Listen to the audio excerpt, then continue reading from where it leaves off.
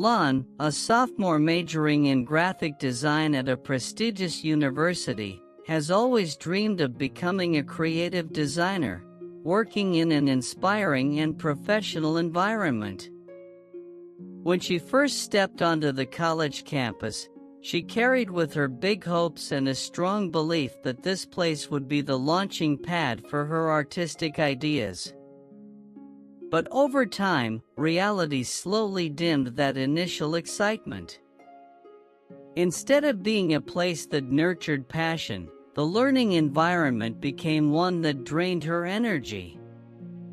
Lon realized that most of her classmates weren't really interested in improving their skills. Instead, they were focused on competition gossiping, tearing others down just to get higher grades or win favor from the professors. Many were just waiting for chances to nitpick, criticize, or make harsh comments about others' work, sometimes out of pure jealousy. As someone introverted who longed for a kind and supportive atmosphere, Lon felt deeply hurt by the negative talk directed at her. It didn't stop there. In group projects or discussions, Lon often faced a lack of cooperation and selfish behavior from some of her peers. They argued, blamed others, and sometimes deliberately downplayed her contributions. These repeated experiences made Lon feel increasingly isolated in a place she once thought was ideal. She started to doubt whether she could truly grow in such an environment. Lon no longer felt joy when going to school. Presentations and drawing sessions, things that once excited her, now only brought stress. Every day, it felt like she was battling the negativity around her. Many times, she considered dropping out or transferring to another school, somewhere that could offer her peace and mutual respect. In the end, when everything felt too overwhelming, Lon decided to seek out Ms. Mike, her thesis advisor and someone she deeply respected for her calm nature and deep understanding. During an emotional meeting, Lon poured out her heart and sincerely asked for help transferring to another school. All she wanted was to find a more peaceful place to study and grow, without having to constantly face the toxic environment she was stuck in. Ms. Mai sat quietly, listening intently as Lon poured out her heart. Her face showed no sign of surprise or impatience, only a calm understanding and deep patience. In her serene eyes, Lon felt a sense of comfort, as if someone was finally hearing her without judgment. When she finished speaking, the room fell silent for a moment. "Lon," Ms. Mai finally said gently, "I understand how you feel. University life isn't always the ideal we imagine it to be. But before I can agree to your request to transfer, I'd like you to do something small for me." Lon looked up, slightly surprised.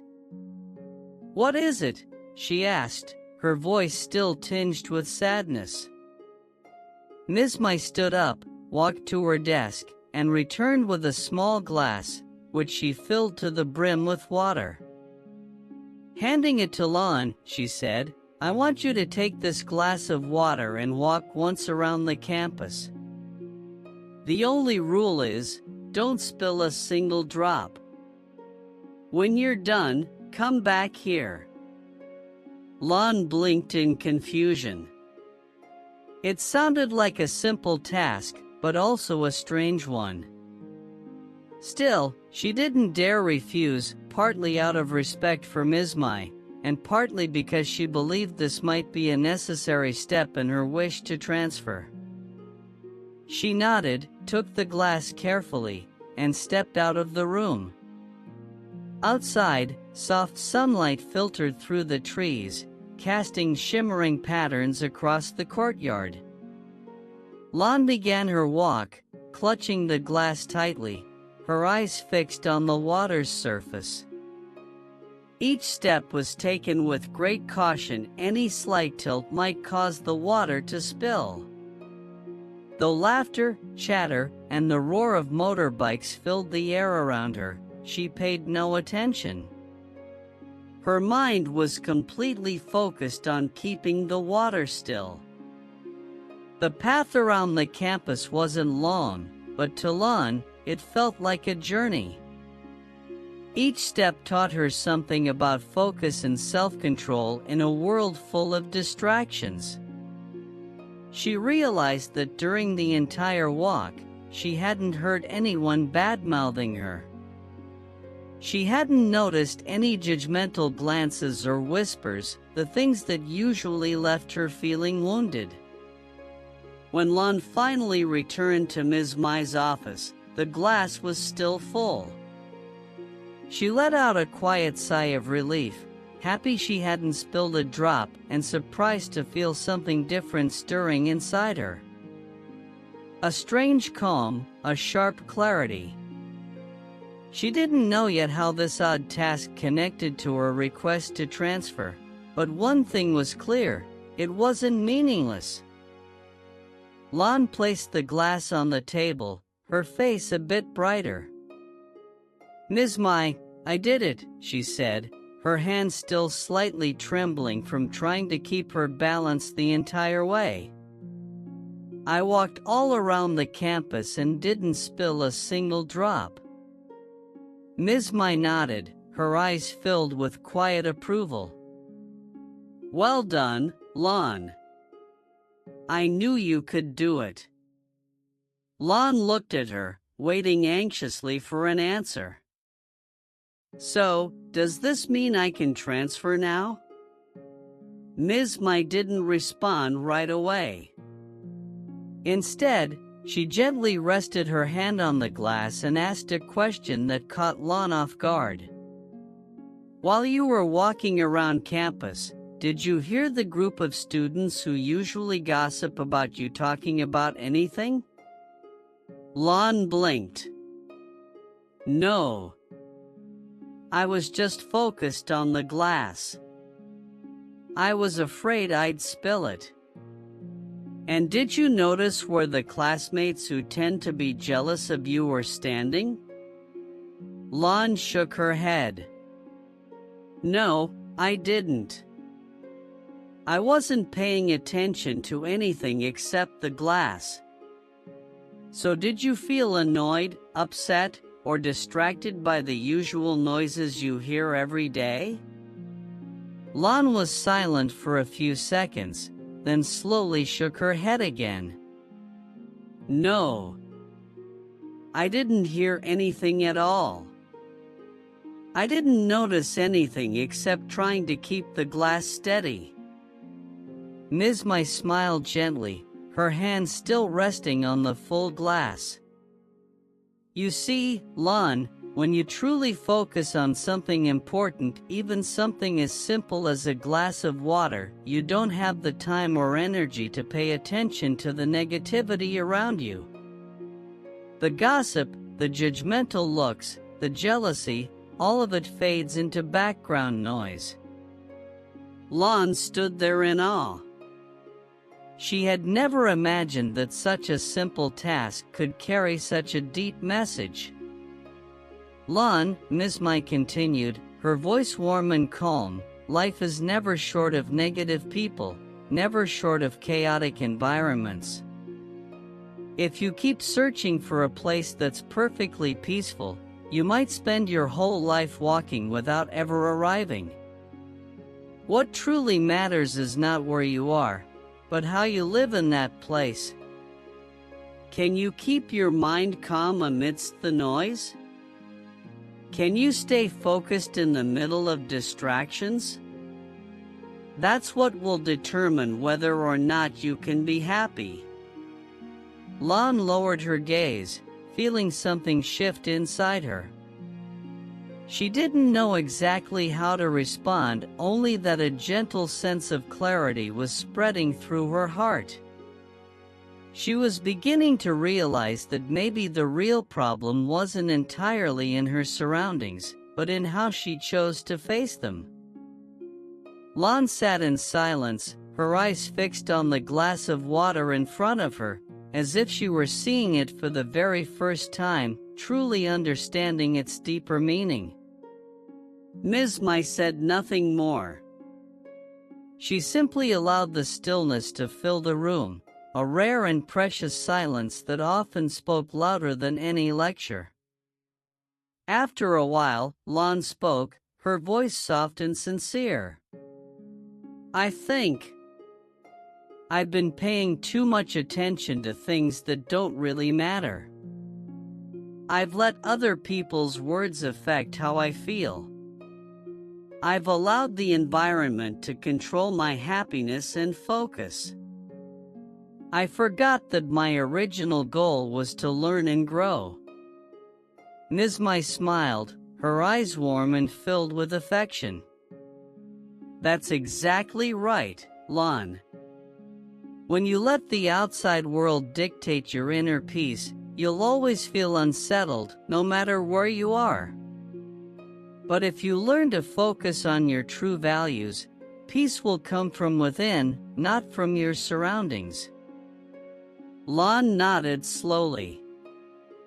A strange but comforting lightness began to fill her chest, not because she had completed the task, but because she finally understood the root of her struggles.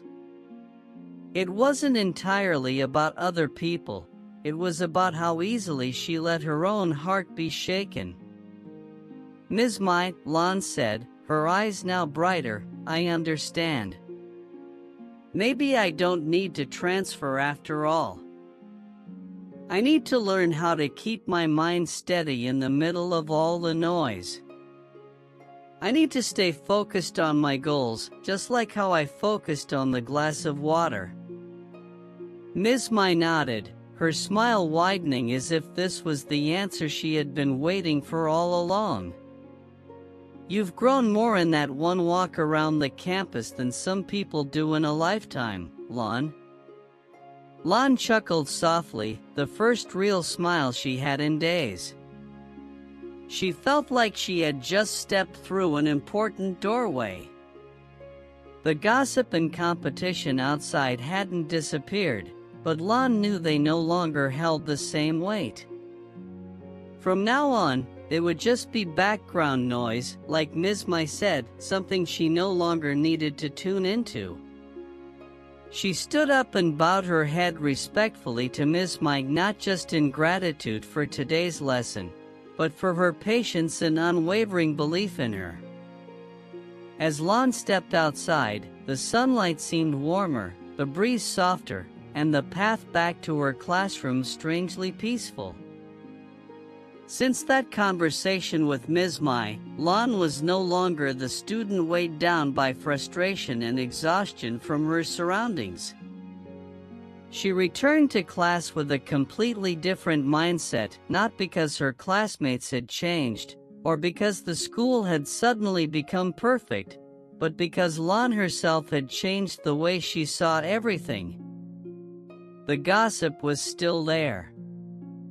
The competitiveness and comparison still surfaced during group projects and presentations. But Lon no longer got caught up in it. She chose instead to focus on her drawings, on her creative ideas, on every stroke she made with passion. Whenever her mind started to waver, she would recall the image of the full glass of water she had carried around the campus that day. It had become a symbol for focus, for staying centered amid distraction.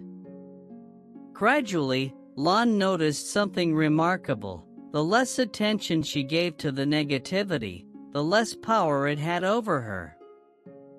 By holding on to a positive mindset, she began to attract people who shared that same energy. Group discussions became more productive because Lon had learned how to choose the right people to collaborate with and how to set healthy boundaries with those who brought chaos. She learned to respond calmly, rather than reacting hastily like she once did. From someone who used to be easily hurt, Lon had become someone who could manage her emotions and create her own space of peace. One afternoon, sitting alone in the library, Lon opened her notebook and wrote down a single sentence. "Peace doesn't come from where we are, it comes from how we live." That one line captured the entire journey of transformation she had been through. She no longer thought about transferring schools. She now understood that no matter where she went, if she couldn't manage her own mind, negativity would find a way to follow her. But if her inner world was strong and steady, she could remain peaceful even in the noisiest of places. Lon was still learning, still growing each day. But the greatest lesson she carried with her didn't come from any textbook, it came from a full glass of water and a teacher who quietly planted a seed of light within her soul.